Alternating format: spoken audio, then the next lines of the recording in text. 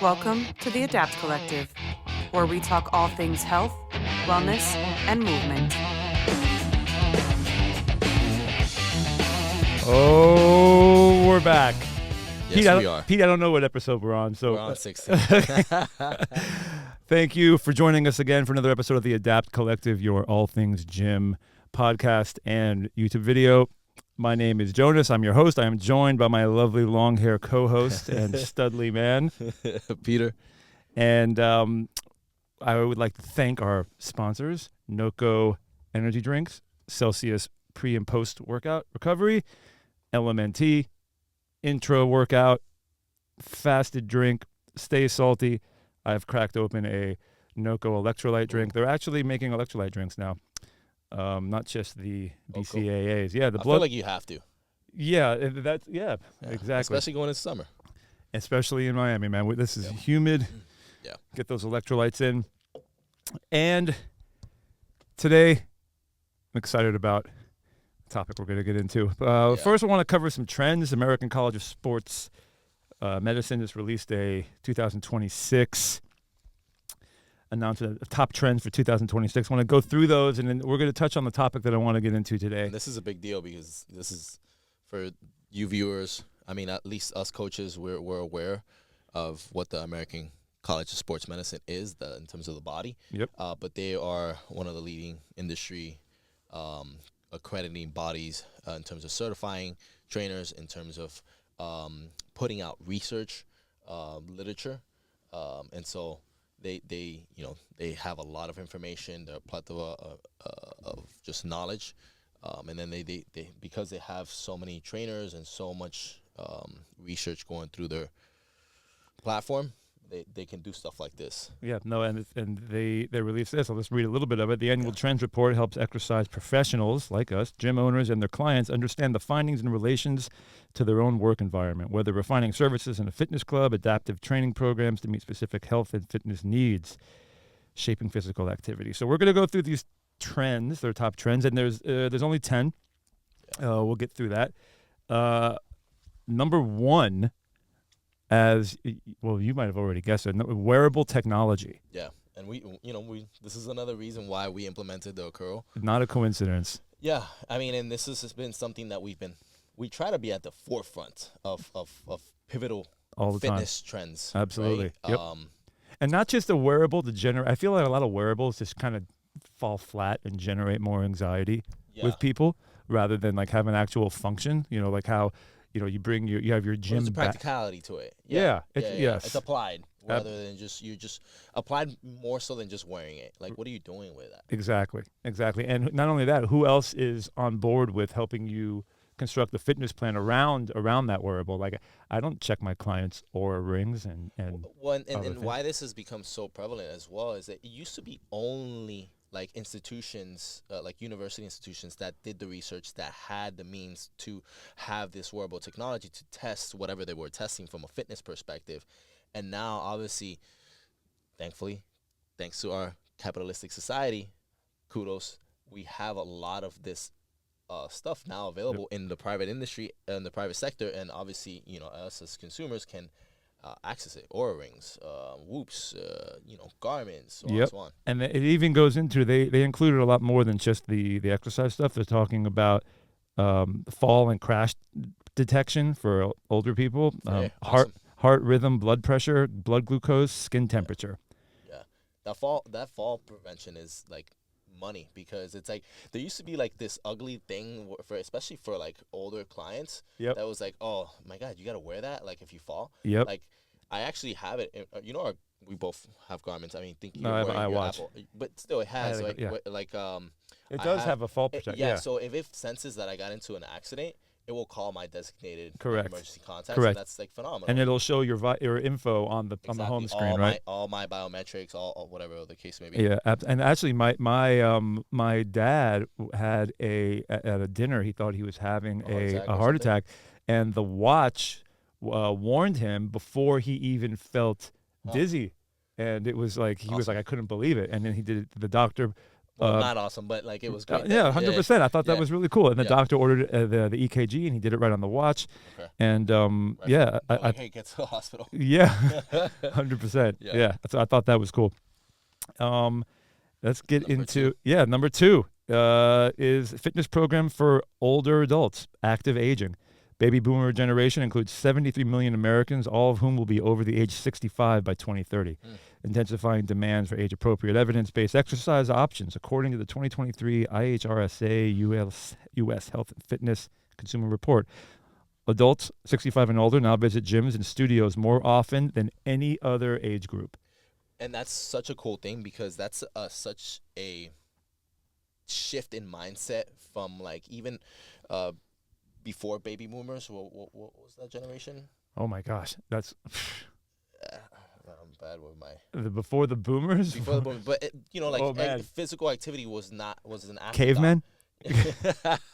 At this point, yes, but no, the baby boomers are a lot more considerate of their health, so to speak, right? They're being more active and being more conscious of how they're spending their money and making that a priority. Yeah, you nailed it. It says the growing points to growing engagement and opportunity within the population.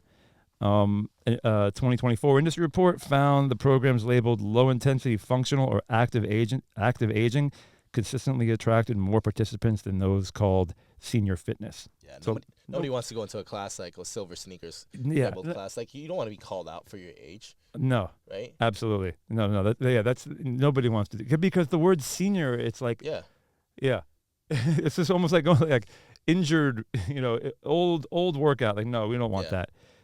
Especially with all the new data coming out and what the potential of people are doing right now. Like you have people shouldn't be limited to what the age. Correct. Yeah. Correct. Yeah, Especially because a lot of people are moving a lot better than previous generations. Exactly.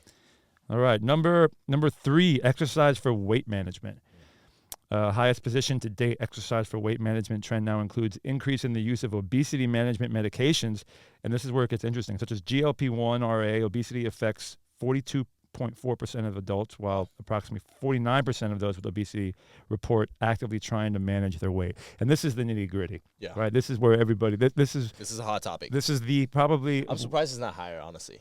I'm sure, listen, in like 2 or 3 more years, this would probably be a number 1 trend. Yeah, I mean, it's We're not going into too much because it's hard to beat that wearable one, man. It's hard to beat the tech with fair, but I think Jonas, this is definitely gonna push over the next couple of years. Yep.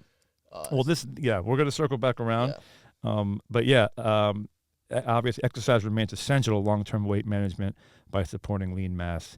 All right, let's get through number 4. Mobile exercise apps deliver on-demand, scheduled, live-streamed, or recorded workouts, offering user convenience and flexibility to exercise anytime, anywhere. 2024, more than 345 million people use fitness apps. That's insane. Generated more than 850 million downloads. That's a lot of bandwidth, man. Yeah. App users tend to be younger. This is interesting, too. App users tend to be younger, female, college-educated, and living in urban areas with lower adoption observed among older adults and individuals with limited digital literacy.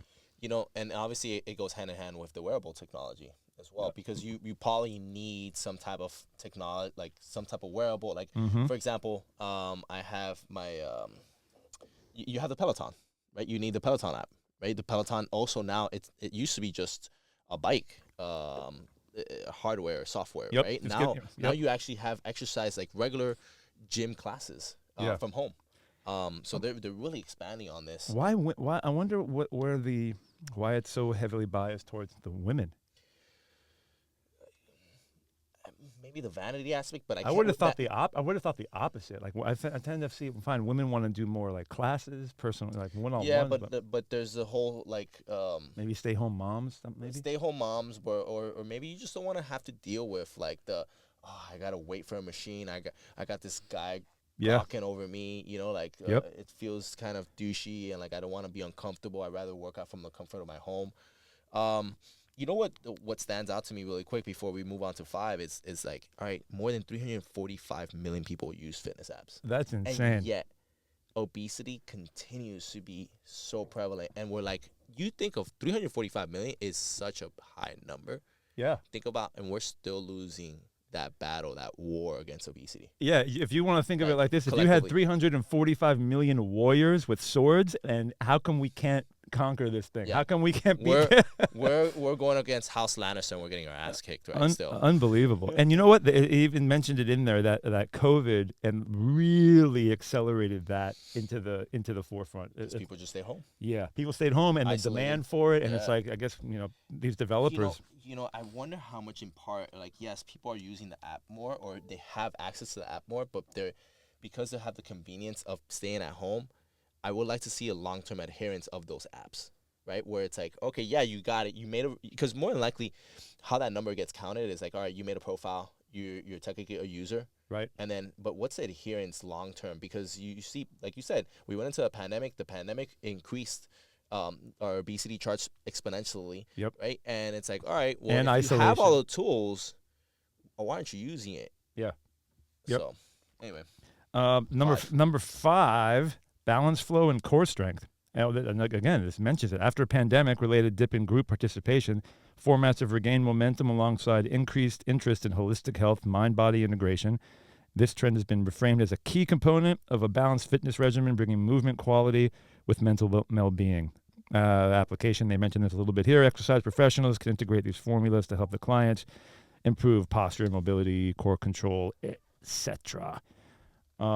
Yeah, no argument there. I mean, it's, you got to get off you can't train in isolation all the time. Yeah. I think this is also in part because, some people are choosing to stay at home. You are probably limited on equipment. What can you do? You could definitely always bust out some core balance training with very minimal equipment. And some of these apps actually just emphasize some of these things, right? Like you have mobility based apps, right, for exercise. You have just balance training kind of curriculum and training programs. So it's a lot easier to kind of do some of these things nowadays, and I can see why it's up there in the trends list. And then relating that more, where that hits home is it's talking about fall and injury prevention. Sure, and going back to like how this is becoming very prevalent amongst baby boomers, because that's a lot of what we do with that demographic is if they fall, you want them to be able to handle those demands, and even before that, you want them to be able to handle, I'm forgetting the statistic. When you're older than 65, how much deaths of more mortality, what the mortality rate is after a fall. Like after bad falls happen after 65, and what happens after that fall is, you break the hip or something, and you go in, and there's infection happens, or you're in the hospital now, and your health just declines after that. I think it's some crazy number. I want to say it's like 68% of adults. For adults over 65, a bad fall, particularly one resulting in a hip fracture, carries a high mortality risk, with 15 to 30% of seniors dying within 1 year of a hip fracture. There you go. So I had the number mixed up, but they have over 65, and it's 30%. The risk increases with age, with a 6-month mortality rate as high as 25 for those over 65 who break a hip, and the mortality risk rising 6.8 for every year after. Yeah, that's insane. And on top of that, every time you go into a hospital, you have to add the mortality rate of just hospital error. Yeah. Right? Yeah. Dude. You've been watching one too many episodes of Grey's Anatomy. 60,000 people a year just from going in the hospital. Side tangent. Have you seen The Pit? No. Oh, dude. It's good. I know. It's good. It's good. It's good. We can get into it later. Yeah, I just watched post show. Yeah, I just watched Blackberry. Actually, Blackberry? It's a movie about the inception of the device, the Blackberry, before the iPhone came out. Ooh. It's on Netflix. It's on Netflix. Yeah. What's it called? Blackberry. Blackberry. Okay. Yeah. Man, I had a Blackberry. I loved it. Dude, the cultural. BBM-y. It was a phenomenon, and you know what?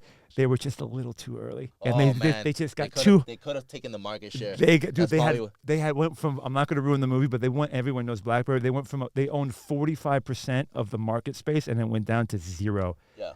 Well, for a while, they were still like globally very prominent. Correct. Even with iPhone users, because it was solely like a U.S. thing. I'm just thinking of the movie. Yeah, he just couldn't. The guy just couldn't get past the effing keyboard. Please watch it, and we'll recap on the show. Those of you out there, if you want to get the movie club thing going, watch that. It's pretty good. Exercise for mental health. And this trend actually ranked up 2 spots from last year. Every year, more than 1 in 5 adults reporting experience a mental health condition. This is really important, reinforcing the importance of movement-based strategies that support emotional well-being. One national survey found that 78% of exercise cite mental or emotional well-being as their top reason for working out.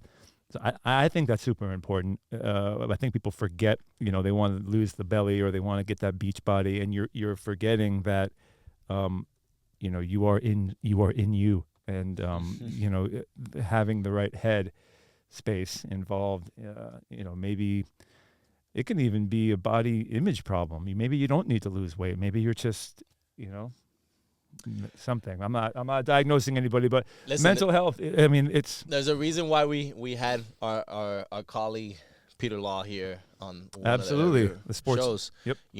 And we pay.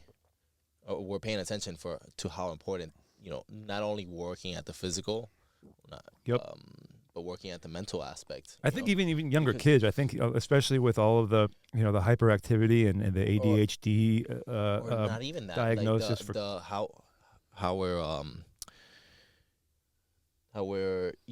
we've been socially changing because of the pandemic. Right, these kids are like becoming very different in terms of how they interact with the world. Yeah, the gym is probably one of the last places where you might have some people that are on their phones. Like at concerts, people are on their phones. At games, minus the players, obviously. You're not socializing on the field, but people are on their phones. It might be one of the last places that people congregate where they don't have the and it's hard. Yeah, I mean, I'm not saying checking apps, checking text, trying to get the person to answer you back. Your mobile exercise app. Yeah, but yeah, exactly. But I find like the gym is people are just comfortable once they get their groove on and once they get their the phone gets put down for the most part. Yeah, I think more so than anywhere else. Yeah, definitely not restaurants, but yeah. All right, number 7, traditional strength training, or known as trad training. I didn't even know that, but I saw trad. Have you seen this out there? I didn't see this. Trad training? I'm like, what the hell is trad? All my memes. Oh, man. Trad. I'm like, what the hell is trad? And it said traditional. I'm like, oh, shit.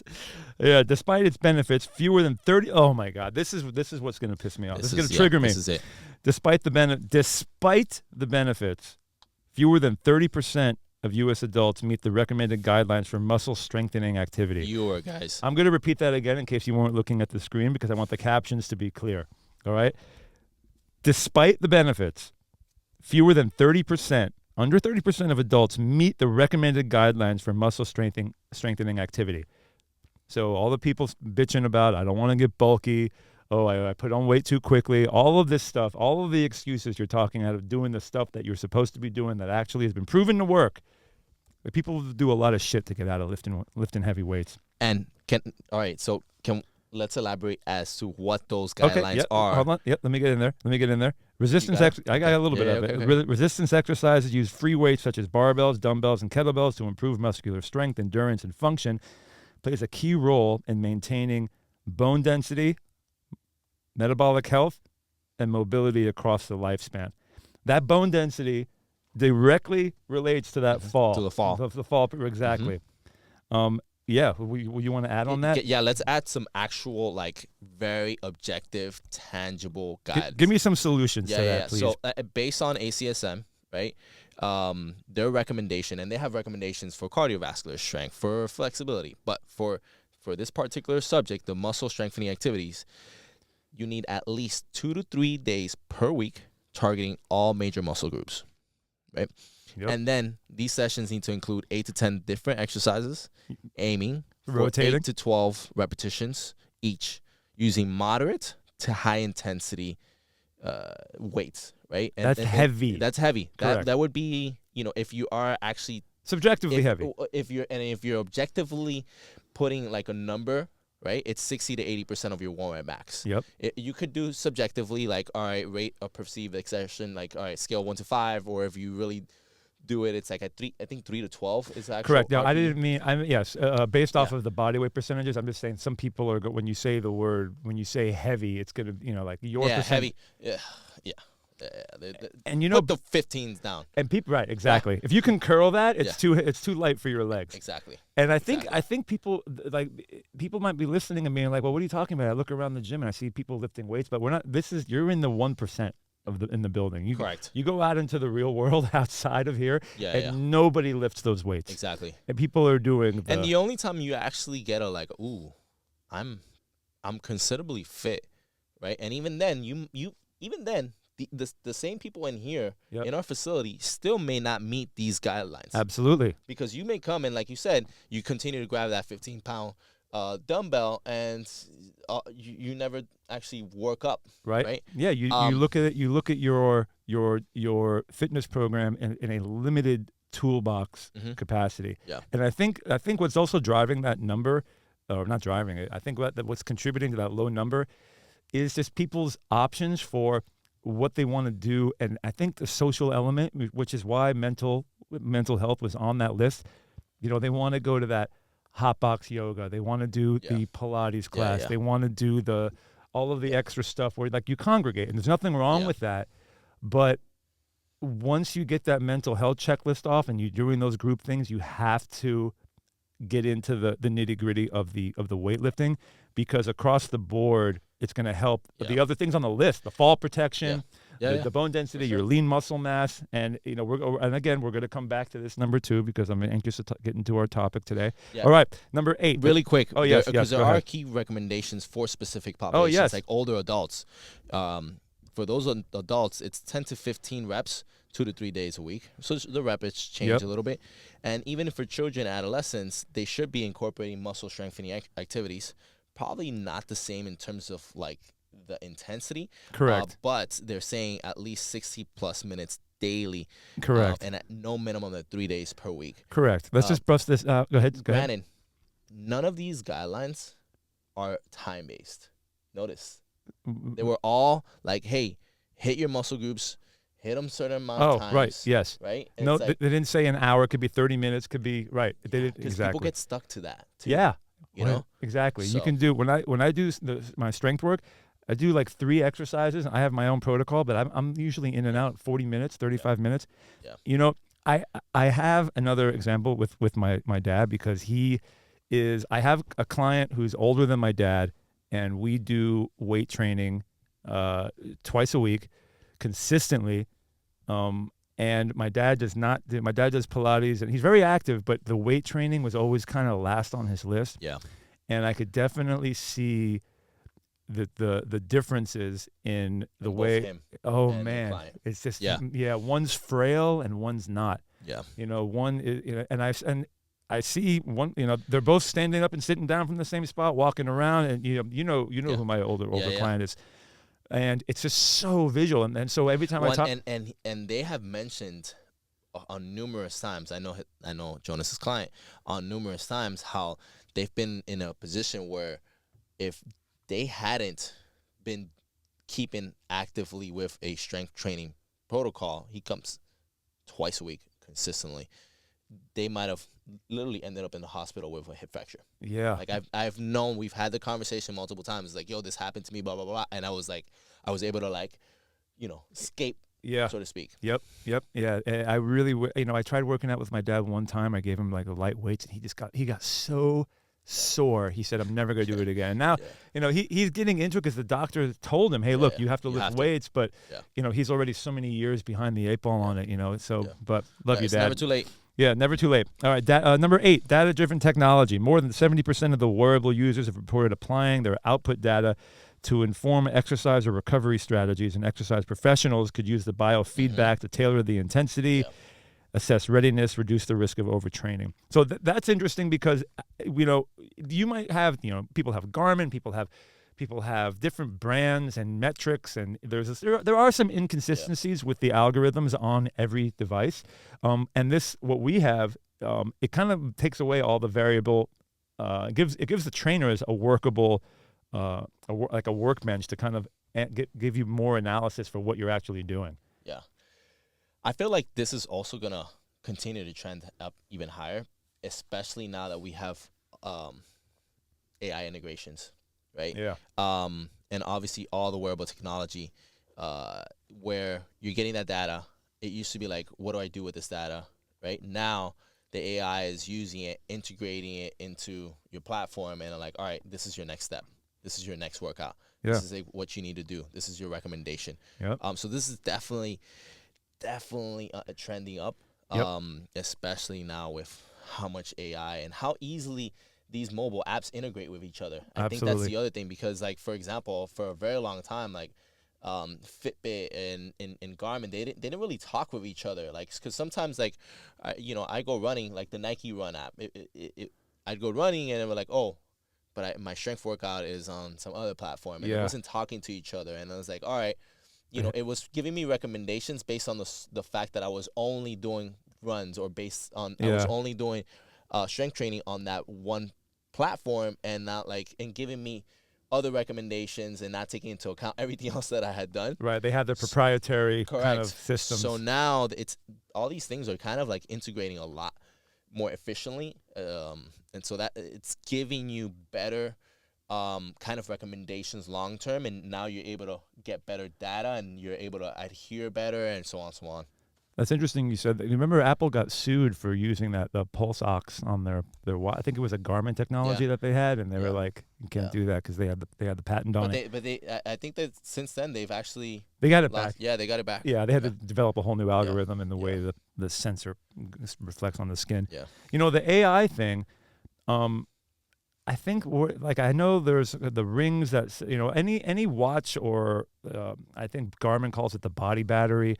I forget what Apple calls it. I know my Morpheus heart rate monitor just shows you, HRV and whether or not you're recovered. Yeah. But I feel that an AI can really do a lot better than the predictability and I don't know what algorithm they're using now. It's not AI. I guess it's based off of whatever test group made their data, know. So, because there's been plenty of times, like, I feel like shit today, and I'm looking on my app, and it says that I'm 90-something% recovered. I'm like, man, doesn't feel that way. But also remember, you're not worrying it, or you're not starting your workout for every single thing too. So it's only basing it on those limited interactions. Yeah, and I have to measure every morning. I got to measure. Exactly. So if you were worrying it more long term, logging every single aspect, I think it would probably give you a better reading. It gives a good reading, but it's something's off. Yeah. I think it's because of the limited interactions. But number 9, adult recreation and sports clubs. YMCA's are coming back. It's fun to stay. New to the top 20 in 2026, this trend reflects growing interest in activities that combine fitness with fun, flexibility, social connection outside traditional gym settings. Adapt. Literally adapt. Yes, absolutely. You literally just nailed our business model. Run clubs, socials, and I even read somewhere it was a decrease in alcohol consumption. Young people are going to the bars less, and their social interactions are more wellness oriented. Where Miami is trending higher than anywhere in the country. Yep. In the country. Well, people are choosing night run clubs instead of night. Correct. Clubbing. Yeah. There's something to be said about that. 100%. Right. 100%. There's gyms that are actually opening up. I think it's also trending, not in this list, but it's also trending where these clubs are opening up later and later and later to be able to provide at the nighttime thing. Yeah. A little expert commentary on the activities. Pickleball, run clubs, adult leagues are bringing people back to exercise fun and social ways. The activities are about connection as much as they are about fitness. Even like the competition, even like High Rocks and it's no longer people together. It's no longer, hey, we're going to sign up for that triathlon and we're going to have a fun weekend with it. But man, speaking of that, it's race weekend this weekend, the F1. It is. I mean, by the time this releases, it would have been long and past. But I see I'm getting like floods of stuff. Like last year, it was not like that. As far as like the activities, there's some reason for that. There's like we're going to do this, and then they have all of these activities based around not just with bars, but I see like a bunch of stuff that we're doing, mostly in house. Yeah. All right, number 10. This seems redundant. I think we talked about it. Functional fitness training. The quote-unquote fitness is function movements round out the top 10. Functional fitness training includes strength, power, mobility, and endurance movements designed to improve physical performance in real-world activities. Versatility makes it appropriate for youth, adults, older athletic populations alike. Programs often emphasize movements such as squats, lunges, and carries that transfer directly to daily life or sport. I want to touch on, you were saying how the trend of the kids should be lifting a little bit more weight. The old wives' tale that the lifting will stunt the kids' growth. Horseshit. I still hear this. Yeah. I still hear people talking this nonsense. It's been debunked, guys. So many times over. Multiple times. And if ever you just want like what? I think it's just because you just see crazy shit on the internet and you're like, oh hell no. Yeah. Not with my kid. It's like basketball's not going to make you tall. Number one. Number two, you could take a kid, like if you look at, I'm just going to use across the pond. If you look at the Chinese weightlifters, the Russian weightlifters, even they are like they're like 6'7". The heavyweights are like, they're very tall. And these were people who were chosen to lift, like you're going to lift starting at 13. Yeah, not even. Right, Not younger, even. right? Yeah. Yeah, so like the whole... You would to have the to, gym. I don't know what it would take to I think like youth soccer has more impact on growth plates than the weightlifting does. Now, I think contact. There's correct. A lot more contact. Now, what doesn't help is sometimes obviously you can't just start doing squats and barbell movements with kids because they're not developed. Their body is growing faster than their brain could coordinate. But these people are just grilling them with a dowel. Yeah. Like a PVC dowel, guys. Yep. They're doing, by the time they're 13, because they started at 5-6 years old. Yep. By the time they're 13, they have over 10,000 reps. These Unbelievable. guys are masters at their craft, and they haven't even peaked. Correct. And just because being shorter with a PVC pipe. Correct, with a PVC pipe, correct. And just like in gymnastics doesn't make you short. However, short people will excel at gymnastics. Correct. So let's not bog this shit down with bullshit. So weightlifting will not stunt your kid's growth. If anything, it's gonna it have the complete opposite effect. Mood, health, body image. I can go on and on with it. Yeah. My son's gonna be a monster. I promise. That's right, man. I promise. Man, I keep forgetting you have a son. I know. I'm saying, but I didn't forget him. But yes. You know why? It's because sometimes I feel like I don't have any kids, so I have like extended family. It's like family. Like you, it's Uncle Jay. Yeah, it's like, oh, he could be your son. I'm like, yeah, I kind of have like you, some other people. I'm just like, wait, I don't feel like a granddad, and just hang me back by the barbells when I collapse, when I die here. All right. Me and the Raptors. Exactly. All right. So where I kind of wanted to, so that was a top 10. I hope you guys enjoyed that. Top 10. Yeah. And accredited. Like, this is not just some rinky-dinky top 10 that we just pulled out from like Muscle and Fitness magazine. And listen, there's people that write good content on Muscle. Yep. Sorry, I just Muscle and Fitness magazine, or is that still around? It is still around. It's just like magazines are really not a thing anymore. So I think they just have web content. But like I said, this is not something from Only in Date or what's the Instagram? The Instagram that does all the fitness content here in Miami. It's not Only Stay Fit 305. Oh. No, kudos to you guys. If you guys are hearing us, keep that stuff going because you guys do produce good content. But these are actually people that are curating some really legit, like, objective info, and that's a heck of a list, honestly. So. Yeah.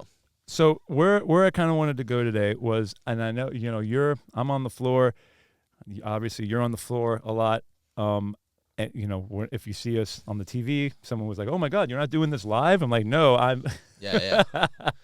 So the rise of the GLP-1 semaglutide drugs like Ozempic, Wegovy, Mounjaro, they are kind of reshaping. They are reshaping the weight loss gym culture and personal training. And then ACM, they listed that the weight loss is the top 20, one of the top 26 trends. And what's happening is the trainers are going from. The people are using them because they work. Like let's just be real. They do work. You're just seeing a lot of people on it. Yes, and for whatever reason they're on it. No judgment. Okay, You're getting on it. and man, I have so many topics I want to talk about this. And I get it. This is like I gotta something contain that, myself. Yeah, because I have a lot of. There's a lot of things that we can talk about. There are so in other words, so where that applies to me directly is that we go from now being your everything, your everything. fitness. You're right. Your calorie burning. Like I want you running. I want you to sweat. Or I have to have that conversation multiple times. Correct. I want you to lose weight. I don't see any difference in the waistline. I want to see you lose weight. And then usually if I have an obese client, we're going to move a little bit more before we start adding some strength LBs. training. Yeah, because you're going to gain weight a little bit. And people don't want that when they're obese.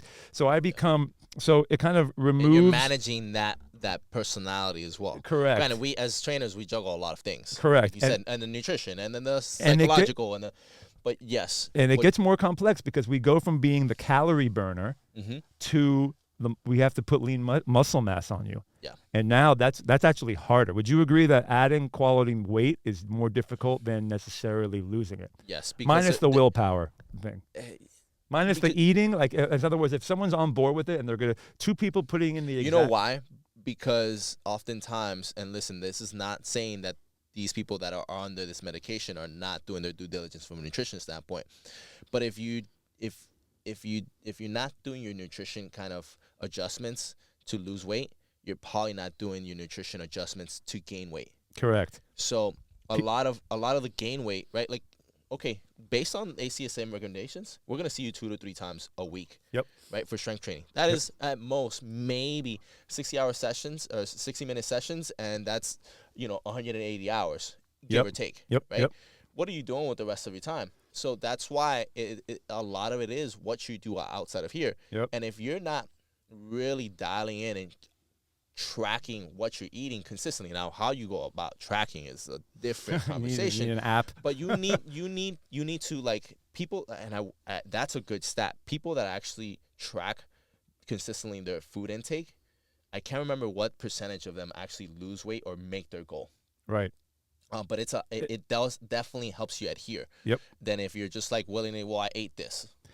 People are losing weight faster than ever, but are they getting healthier and stronger, or just smaller? In other words, is this the death of weight? So you become thinner, and you become also more frail. Oh yeah. Oh yeah. You can't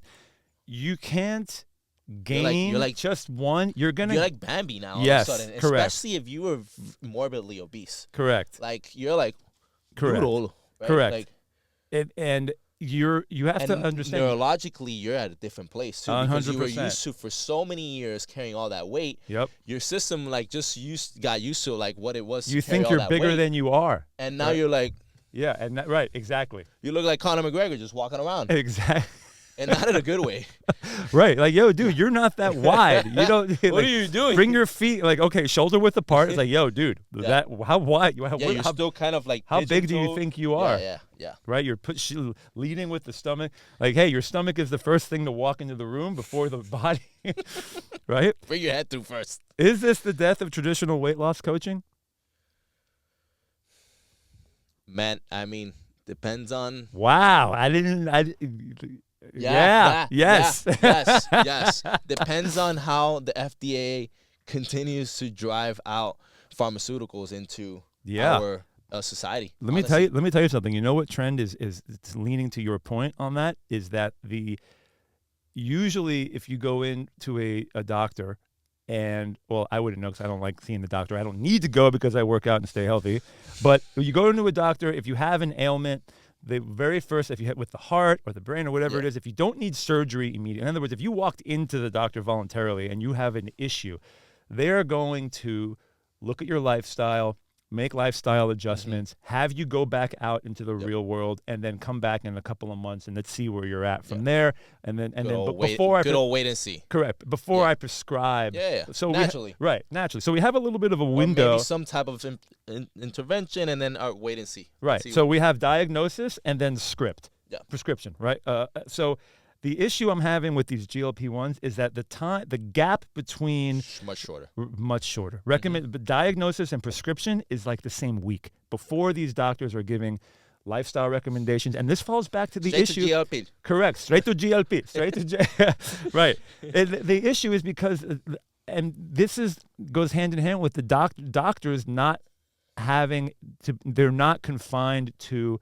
Look, I don't want to talk about nutrition. I don't want to the gym methodologies. We all know that there's a lot of out of shape doctors that are prescribing heart medications, all kinds of medications. The doctors, I think, the general public has not necessarily lost some of their trust in doctors. They want more of a what am I trying to say? I mean, you want faster. Correct. You really just want faster. Correct. And then, right, from a doc, and I'm trying to sit in the perspective of a doctor. There's so much volume of clients and patients that you're seeing that, like, man, if we wait and see, like, and granted, we live in a society that's very vein driven. Give it to me now. Give it to me. Yeah, like, oh, you see that? Like, man, I want that. You know, like, now. I want to be outside, looking good. Yep.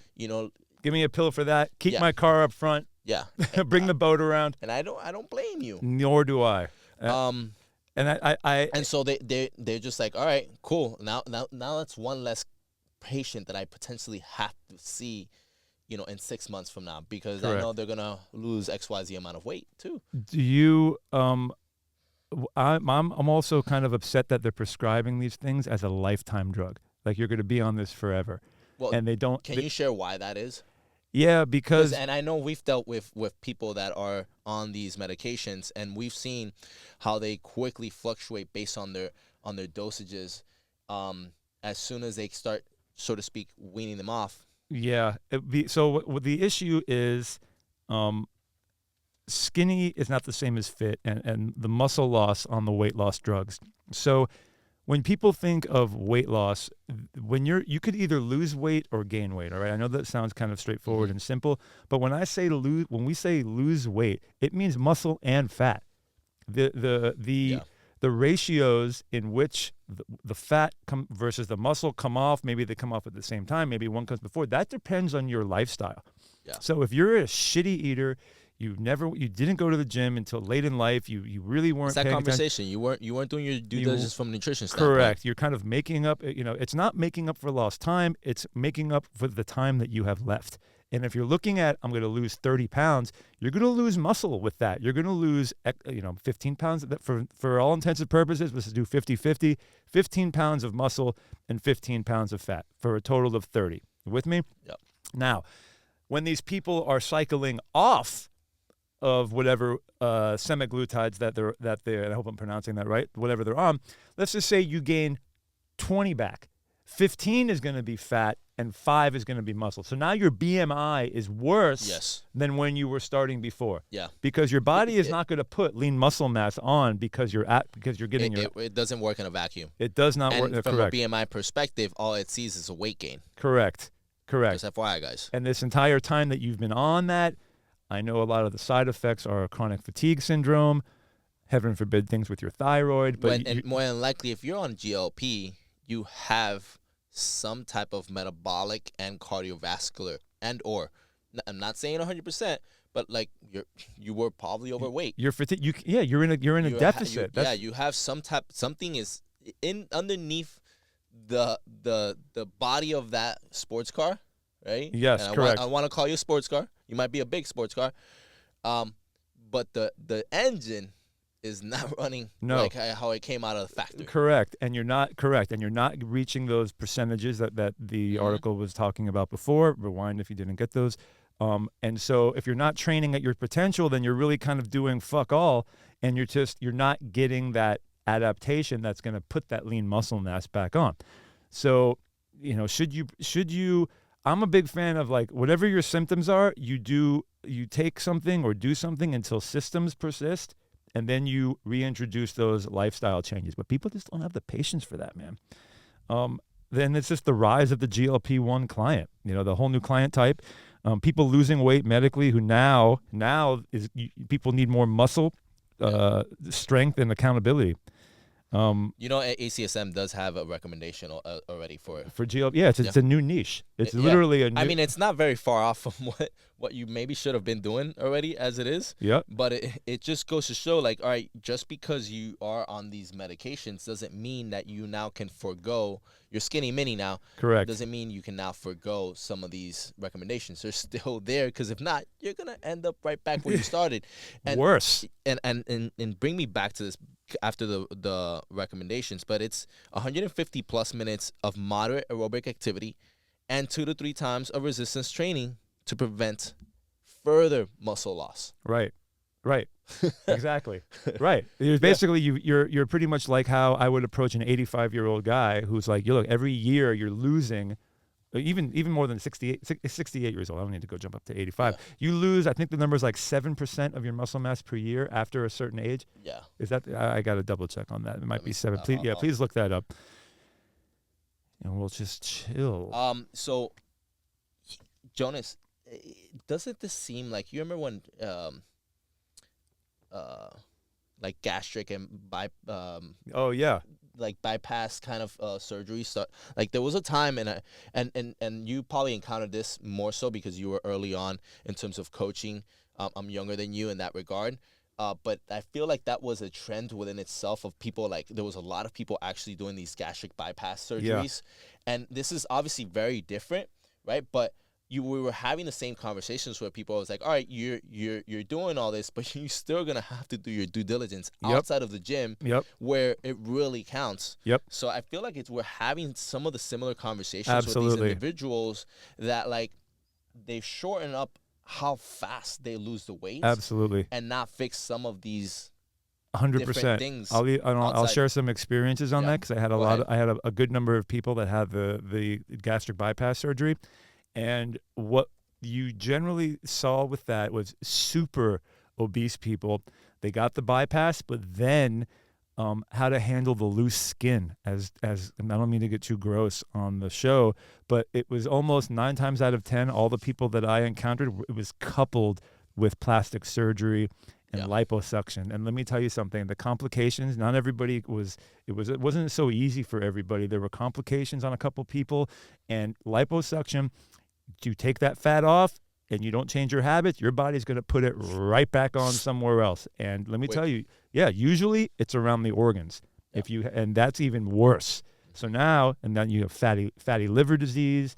The list goes on, but especially with women. And eventually they did start making it certain requisites, or started putting certain requisites in order for you to become a candidate. Correct. For such procedures. Correct. And I think that's what's not occurring maybe as much. And I'm ill-informed because I'm not the one going to my PA and asking, hey, can I get on these GLP? I'm sure there has to be like some type of intake, some type of like filter, but I'm positive, because you're seeing so many people out taking these medications that there's not a lot of red tape, so to speak, in terms of being able to, hey, get on this. I mean, it's covered by insurance to some capacity, right? I can check that as well. I don't know, but it's all gastro related.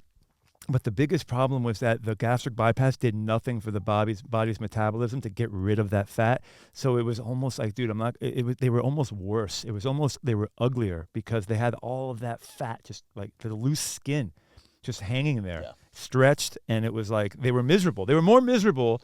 They can move around, but they were like, oh man, but they had that skin. That's still gonna happen though, even with GLP.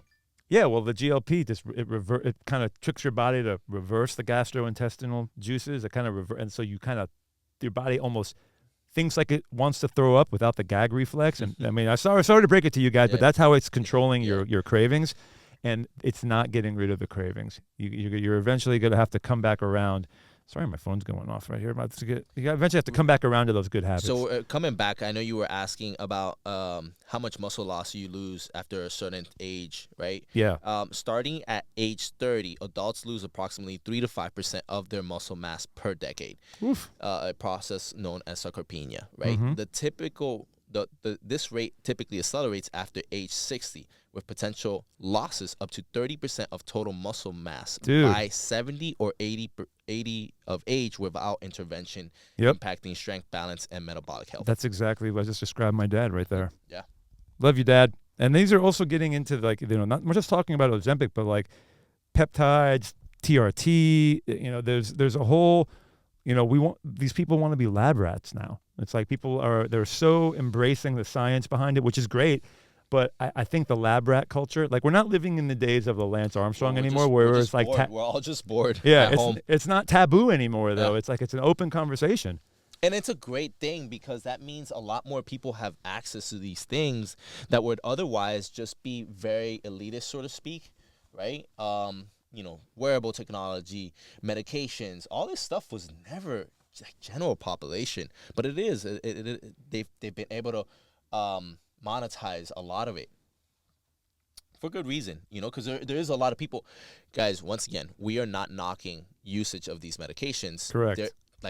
There's plenty of people, and I think we talked about this in a prior show, the impact of some of these medications.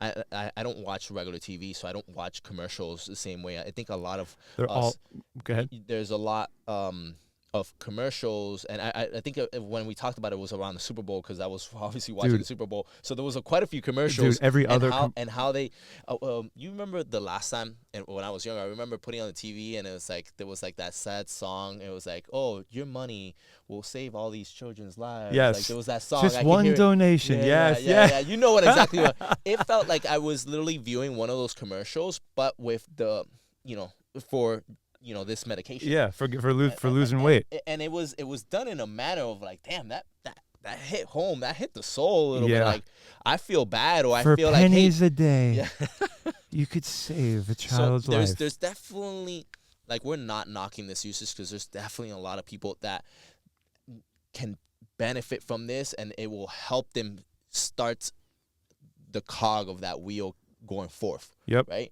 But once again, we're leaning back on the client the patient, the client, the person just wants to lose the weight. I'm depending on the doctors we're trying to just give you guys all the information. The doctors should really be doing a little bit better job of telling the person what's really going on, because I've had people tell me things where I'm just like, the doctor told you that? Like, I'm like, you're not gaining. It's like, oh, my lean muscle mass is getting higher. I'm like, it's impossible. Like, that can't be happening. Your doctor didn't tell you that, your BMI is improving because you're losing weight, but you're losing muscle also.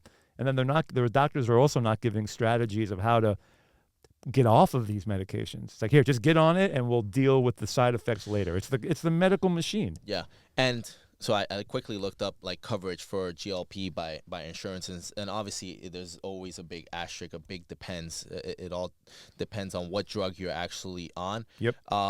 It varies wildly on what type of insurance you have, but typically there's something along the lines of some prior authorization that's based on conversations with your doctor, and then there's some diagnosis verification and step therapy. But ultimately, most coverage is frequently granted for people with type 2 diabetes, and then for weight loss, more often than not, what it's saying here is that it requires you to have a BMI of over 30, or depending on if you have some comorbidities, it might be even as low as 27. So and just FYI, it's not very hard to have a BMI of that sort. Right. So we quickly run an InBody here, and if we were to do it on ourselves, just so you have an idea, guys, and we kind of covered this a little bit earlier, you can rewind. BMI is all based off your height and weight. So if you're carrying a lot of mass, it doesn't matter whether it's muscle mass or whether it's fat mass. If you're carrying a lot of mass and you're small in stature, you're probably gonna be considered easily overweight. Yeah, right? I'm considered. The doctor tells me, we're considered overweight, correct, based on our BMI. They're like, well, right? it's but I'm not, right? Every time I go get a checkup, he's definitely not, and I'm definitely not. Yeah. But every time I go into the doctor, because I have an athletically low heart rate and my size, I'm like, I scheduled the doctor visit for you to tell me I have a heart problem and that I'm obese. Fuck you. Yeah, exactly. Like, if they were just to look at Jonas's paperwork, just without looking at him, they'll be like, oh, this fucking guy's about to hit the fucking 200, 6 feet tall, 203. Okay, yeah. But yeah, and then so it says there's a mandate of prior authorization. Obviously you need to talk to your doctor. Some enforce the step therapy. And I don't know what that really means. Step as in like how many? It says a prescription. Many plans now enforce step therapy, requiring you to try cheaper alternatives like, in essence, metformin, Quizmia, I may be saying that wrong, before approving GLP-1. So, Is that an injectable? They inject the GLP-1s? Yeah, they do. yeah. And is the other one, is that oral or is that?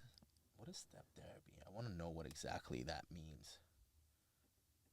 Man, typical person can't control the cravings. I'm going to get this GLP-1, reverse my gastro juices, become like a mama bird regurgitating the food for my little chickies.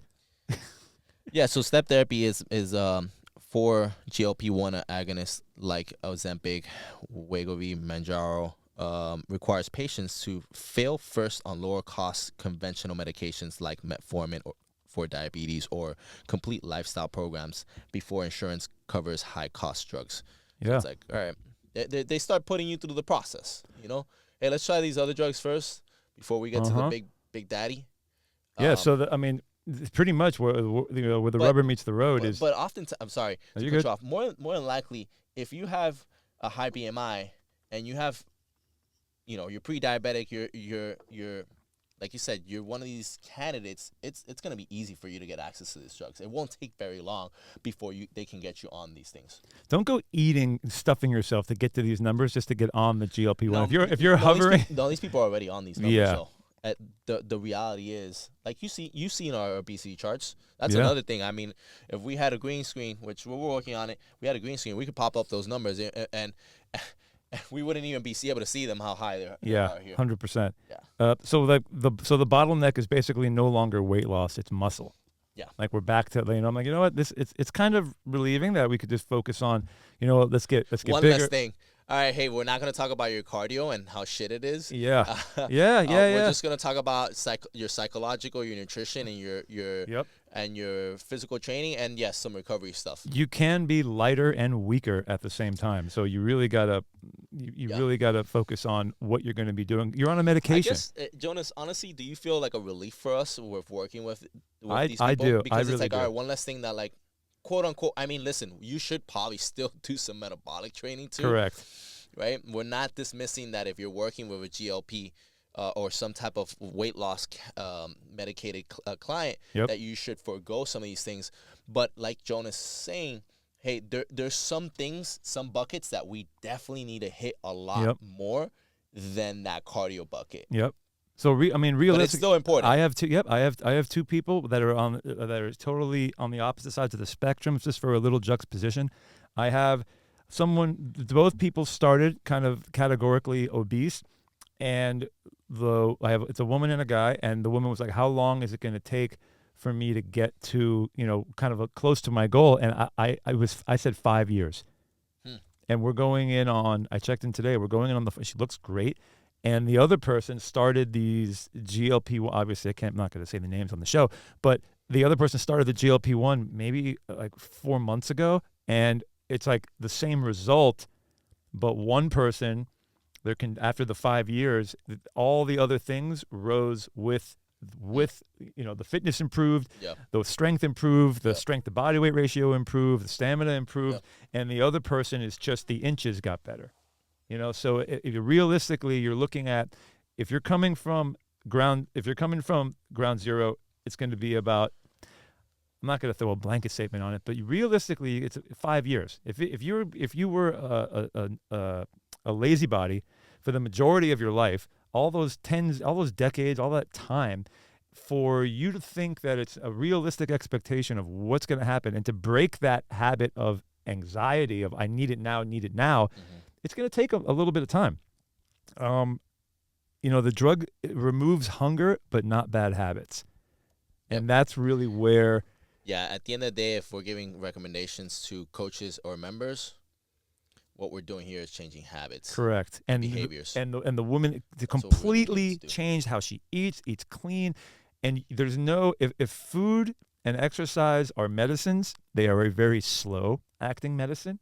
However, as good as they are for you, this GLP-1 and the effectiveness of this drug, don't let it throw off how long things should really take, and not let you, because if you don't eat good foods before and you don't eat good foods now, the skinny version is still unhealthy on the inside. You're still rotting on the inside.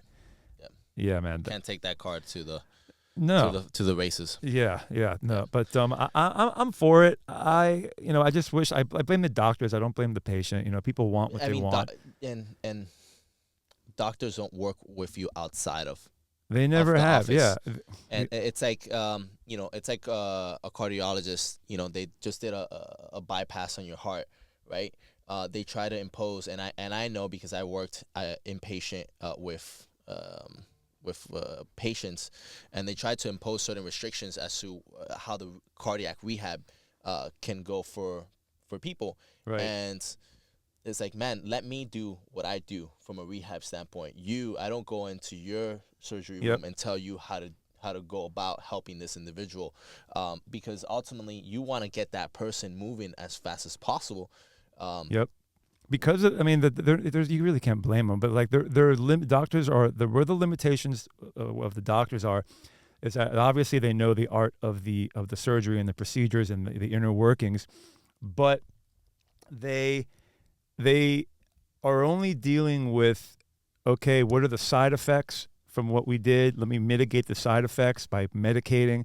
And then they're stuck in that model of medicating, dealing with the side effects. Okay, medicating, dealing with the side effects, symptoms. Not the intervention. Correct. Or not the post aftermath. Because it takes too long. It takes they don't have 5 years to walk you through your ups and downs, and it's just it's partially the market, what people expect, what people want, the realistic time frame. And people, they treat themselves like shit their whole life, and then all of a sudden they're in this rush, and this. Yeah, this I feel like you said. I think the biggest takeaway is, unfortunately, that mindset is trickling into our industry quite a bit. Like we're, the faster, and we would always kind of adjust and reset and calibrate expectations, because it's just a reality. Like Arnold didn't become the greatest of all time. No, he did not. Weightlifting from one day to another. Rome wasn't built in one day, right? All these Correct. things take time. And so you can shortcut it, right? But there will be repercussions. And it's never fun to deal with those repercussions. We can face them together, right? And help you. If you are kind of going the quick and faster route. But yeah, I think that's man. That's great. It's been a great conversation. Yeah, man. I would love for people, if you're taking one of these things, or if you we'd love to help you, honestly. Yeah, if you're questioning taking it, if you want, if you are overweight, obviously if you're here, you literally just walk up to Peter I on the floor. And we would probably first and foremost say, hey, talk to your doctor, your oh yeah, physician. 100. Obviously that, because if you're cleared for exercise and you've already gone down the road of, okay, the doctor wants you to exercise and start doing it, or even losing a little bit of weight before you start taking it. That's a good doctor, by the way, if they say that. Yes. Like, hey, yes, we can get on this, but I need you to start making these implementations in terms of your lifestyle. I haven't had one person tell me their doctor told them that. They were already kind of in the gym and they were frustrated with their weight. But yeah, and even if you're going to take it, you maybe want to get your fitness up a little bit, so you could have these numbers, like want the nutrition, right? You want the VO2 max, you want your heart rate variability to be good. You want your max heart rate. You want to be firing all cylinders. Yes, correct. As best as possible. Correct. Cool. I have an announcement. Yeah. Do you have any hot tip? Hot tips. Oh yeah. Okay. I do. Go ahead. We are gonna leaning back on what we were just talking about and habit forming. What tends to happen when people are getting, whether it's nutrition or exercise protocol, is sometimes you have to climb that peak to kind of see where you are. And what I mean by that, if I want to expand on that, is sometimes the place that we have to get, and then just to show you, hey, now you're at the spot where we could start really getting some work in. It doesn't mean that there was wasted time beforehand. So kind of know where you are, have a good assessment and realistic expectations for where your fitness journey is. Don't think that it works as fast as a drug, so therefore you're maybe constantly beating yourself up for why it's not taking so long. Just so a little patience and a little better expectations, and just a little bit more trust. Leave it in our hands. I like that. A little grace. Give yourself a little grace. Oh, yeah, exactly. And let Jonas, myself, or one of our practitioners, or if you're not in Miami or just listening, like, and you have a trusted trainer, give him the wheels to some regard. I know sometimes it's hard to kind of, all right, let Jesus take the wheel, so to speak, right? But sometimes we want to control so many things. Yeah. And there's a reason why you come to us and our expertise and our knowledge, and let us, Aggressive strategies rarely work in the long run. Yeah. What do we got going on? My hot tip, right, is and really it was just it's kind of a twofold, right? There is a kind of a plug, but Hot tips. hot tip. It's easy, especially with quite a few holidays are coming up, right? Mother's Day, 4th of July. 4th of July, right? Summer's coming. You're trying to be very aggressive with, I want to get summer ready, right? And oftentimes that kind of starts really giving people an anxiety is what I feel that happens around this time, because it's like, oh, I got to start doing this. Then that means I need to go to Whole Foods and start meal prepping. And then what ends up happening is that you stall the decision making, right? Yep. And nutrition doesn't have to be that complicated, right? No. We want you to make easy choices and convenient choices, because then that'll get you away from making irrational, fast choices, right? Yep. So whether it's you meal prepping, I do suggest, hey, think of what's an easy meal that I can make in 20 to 30 minutes max. Yeah, make it just simple. In terms of meal prepping, right? Yep. And if you don't want to do that, then I highly suggest you partner up with a meal catering company. It just so happens that we have one, right? They're called True Made Co. You can look them up, True Made Co. Company, right? Meal Catering Miami. And if you at checkout put ADAPT 15 all uppercase, you get 15% off your orders as part of being an ADAPT member and a community member. That takes such of the guesswork out of it, man. It's so good. Think about how much time you save. Like, let's talk about numbers, right?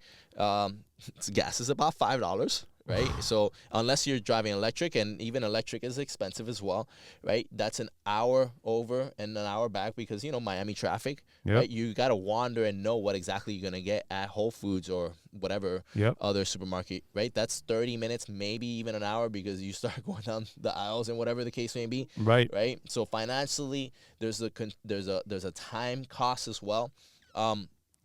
So, and if you're having to do that 3 to 4 times, right, a week, like, how much are you really saving? Quite a bit. And then with this discount, you could be getting a meal for roughly about anywhere between $11 to $12.